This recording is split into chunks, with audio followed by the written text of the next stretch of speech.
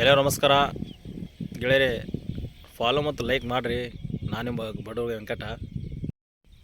ದಲಿತರ ಪರ ಇರುವ ಸರ್ಕಾರ ಇನ್ನೂ ಮುಖ್ಯಮಂತ್ರಿ ಹೋಗಿಲ್ಲ, ಉಪಮುಖ್ಯಮಂತ್ರಿ ಹೋಗಿಲ್ಲ, ಗೃಹ ಸಚಿವರು ಹೋಗಿಲ್ಲ, ಸಮಾಜ ಇಲಾಖೆ ಸಚಿವರು ಹೋಗಿಲ್ಲ. ನಮ್ಮ ಜನ ಎಲ್ಲ ಬರದಣಿ ಆಯ್ತು ದಣಿ ಅಂತ ಕೈ ಕಟ್ಟು ನಿಂದ್ರಂಥ ಜನ ಇತ್ತು. ಆ ಕಾಲಕ್ಕೆ ತಕ್ಕಂತೆ ಆ ಜನ ಇತ್ತು.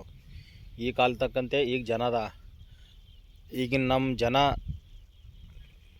ಸ್ವಾಭಿಮಾನಿಗಾಗಿ ಜೀವ ಕೊಡ್ದಕ್ಕರೆ ನಿಮ್ಗೆ ಯಾರು ಕೂಡ ತಲೆ ಬಗ್ಗಲ್ಲ. ಇದು ನೆನಪಿರಲಿ, ನಿಮ್ಗೆ ಇದ್ದಿರ್ಬೋದು ಇವರು ಕುಡಿಸಿ ತಿನ್ನಿಸಿ ಇವರು ಎಲ್ಲ ನಾವು ಹೇಳ್ದಂಗೆ ಕೇಳಿ ಮಾಡ್ಬೇಕಂತ ನಿಮ್ಮಲ್ಲಿ ಇದ್ಬೋದು. ಬಟ್ ಅದು ಕಲ್ಪನೆ ತೆಗೆದಾಕ್ರಿ ನೀವು. ಸ್ನೇಹಿತರೆ ನಮಸ್ಕಾರ. ಮೊನ್ನೆ ಹುಬ್ಳಿಯಲ್ಲಿ ನಡೆದಂಥ ಘಟನೆ ತಾವೆಲ್ಲ ನೋಡಿರ್ಬೋದು. ಸೋಷಿಯಲ್ ಮೀಡಿಯಾದಲ್ಲಿ ಫುಲ್ ವೈರಲ್ ಆಗಿದೆ ವಿಡಿಯೋದು.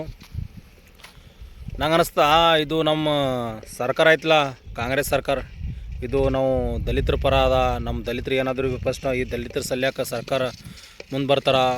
ಹೋಮ್ ಮಿನಿಸ್ಟರ್ ನಮ್ಮ ಮಂದ್ಯ,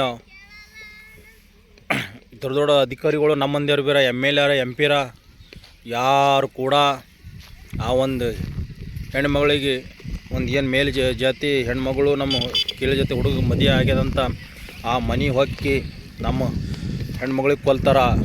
ಆಕಿಂತು ಹೊಟ್ಟೆಯಲ್ಲಿ 7 ತಿಂಗಳು ಕೂಸಿರ್ತದ.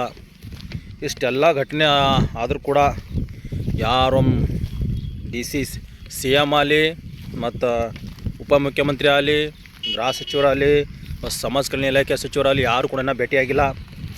ನಾವು ಒಂದು ಭ್ರಮೆಯಲ್ಲಿದ್ದೀವಿ ಸ್ನೇಹಿತರೆ. ಇದು ಕಾಂಗ್ರೆಸ್ ಸರ್ಕಾರ ನಮ್ಮ ದಲಿತರ ವಿರೋಧಿ ಸರ್ಕಾರ. ಇದು ಯಾವುದೇ ರೀತಿಯದು ನಮಗಿದು ಒಳ್ಳೆ ಮಾಡಲ್ಲ, ಒಳ್ಳೆ ಮಾಡಿಸ್ಕೊಡಲ್ಲ. ಸುಮ್ಮೊಂದು ಸುಳ್ಳು ಭರವಸೆ ಕೊಟ್ಟು ನಮ್ಮ ವೋಟ್ ಬ್ಯಾಂಕ್ ಮಾಡಿ ನಮ್ಮನನ್ನು ಒಂದು ಹಾದಿ ತಪ್ಪು ದಾರಿಯನ್ನು ಈ ಕಾಂಗ್ರೆಸ್ ಸರ್ಕಾರ ಮಾಡ್ತದ. ನಾವು ದಲಿತರ ಪರ ಅಂತ ತಿಳ್ಕೊಂಡೆವು, ದಲಿತರ ಪರ ಇಲ್ಲ. ಯಾಕೆ ದಲಿತರು ನಾವೇನು ಮನುಷ್ಯರಲ್ವಾ? ನಮಗೆ ಹೃದಯ ಅಲ್ವಾ? ನಮಗೆ ಏನು ಲವ್ ಮಾಡಬೇಕಂತ ನಮಗೇನು ರೂಲ್ಸ್ ಅದ ಅಲ್ರಿ? ನಮ್ಮದು ಭೀ ಹೃದಯ ಅದ, ನಾವು ಮನುಷ್ಯರಿದ್ದಿದ್ದೆವು ರೀ. ನೀವು ಹಿಂದೂ ರಾಷ್ಟ್ರ ಮಾಡಕ್ಕೆ ಹೊಂಟ್ರಿ. ನಾವೆಲ್ಲ ಹಿಂದೂ, ನಾವೆಲ್ಲ ಒಂದು ಎಲ್ಲಾಯ್ತು ರೀ ಸರ? ಎಲ್ಲಾಯಿತು? 12ನೇ ಶತಮಾನದಲ್ಲಿ ನೀವೆಲ್ಲ ಲಿಂಗತರಂತಿರಲ್ಲ, ನೀವೆಲ್ಲ ದಲಿತರನ್ನೇ, ಆದಿವಾಸಿಗಳು. ನಿಮಗೆ ಹೊಸದಾಗಿ ಮಧ್ಯಂತರ ಬಂದಂಥ ನಿಮ್ಮ ಧರ್ಮ ಲಿಂಗಾಯ ಧರ್ಮ. ನೀವು ಓದ್ಕೋರಿ, ಬಸವಣ್ಣವ್ರ ಪುಸ್ತಕ ಓದ್ಕೋರಿ ಸರ. ನೀವೇನು ಬ್ರಾಹ್ಮಣರ ಗತಿ ಮಾಡಬೇಡ್ರಿ.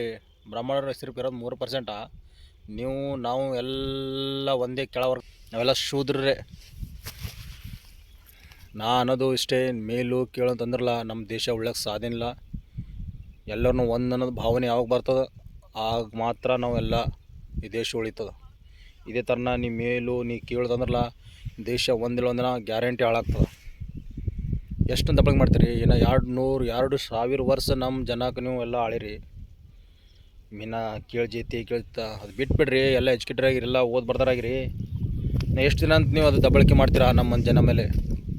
ನೋಡಿರಿ, ಅದಕ್ಕೆ ಒಂದು ತಾಳ್ಮೆ, ಒಂದು ಮಿತಿ ಇರ್ತದೆ ದಲಿತರ ಭೀ.